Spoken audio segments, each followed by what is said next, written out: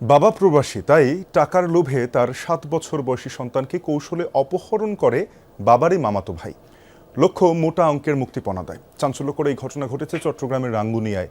তবে শেষ রক্ষা হয়নি। সিসি ক্যামেরায় গতিবিধি দেখে অপহরণকারী চক্রের 3 সদস্যকে গ্রেফতার করে পুলিশ। উদ্ধার হয় শিশুটি। অপহরণের একদিন পর নিজের সন্তানকে ফিরে পেয়েছে বাবা। এই অশ্রু আনন্দের।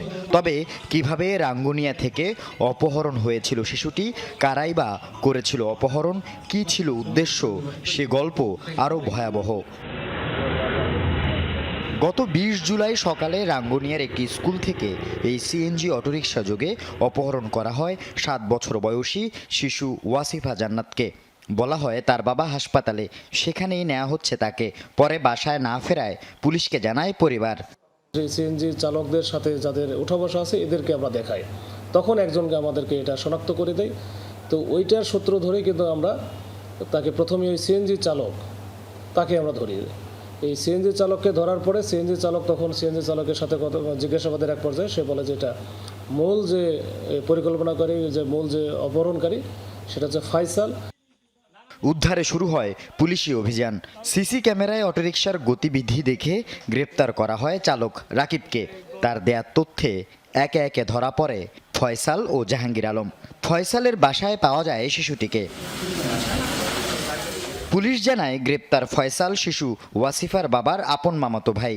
নিখোঁজের পর শিশুটিকে উদ্ধারে তার পরিবারের সাথে একাধিকবার থানা ও অন্যান্য স্থানে গিয়ে নিজেই খোঁজাখুঁজির নাটক করে যাতে সন্দেহ না করে। এই পরিবারের সাথে কিন্তু সে খোঁজাখুঁজি করছে, এই খোঁজাখুঁজি বিভিন্ন জায়গায় গেছে। ইভেন ওই মাজারে যে দোয়া করে বা ওই যে উদ্ধারের জন্য যে মাজারে যে ওই চিহ্ন দেওয়া বা এইরকম কার্যক্রমে কিন্তু সে অংশগ্রহণ করছে। মানে সকল কার্যক্রম কেউ যেন তাকে বিন্দুমাত্র যেন সন্দেহ না করে, এবং আমরাও কিন্তু প্রথম দিকে এবার করে নাই। পুলিশ দ্রুত তৎপর হওয়ায় মুক্তিপণ চাওয়ার সুযোগ পায়নি অপহরণকারীরা। নিখোঁজের 24 ঘন্টার মধ্যে সন্তানকে ফিরে পেয়ে খুশি বাবা মা।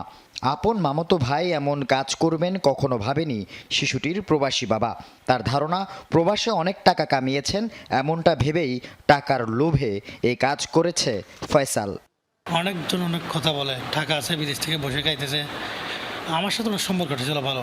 আমার বাড়িতে আসতো, আমি মামাতো ভাই হিসেবে আমাকে সম্মান করতো, আমি ওনাকে স্নেহ করতাম। আমি আমার মেয়েকে আমি জীবিত ভাবো বুঝে আমি এটা কল্পনা করি নাই। আমি আমার মেয়ের জন্য আমি বলতেছি যে আমার মেয়েকে যদি আমি জীবিত পাই আমি জানের বদল জান দিব, আমি ছাগল দিব, মুরগি দিব, আমি এরকম করে মানছি। শিশুটির বাড়ি রাঙ্গুনিয়া থানার পশ্চিম সরবভাটা ইউনিয়নে। আল আমিন শিকদার, যমুনা নিউজ, চট্টগ্রাম।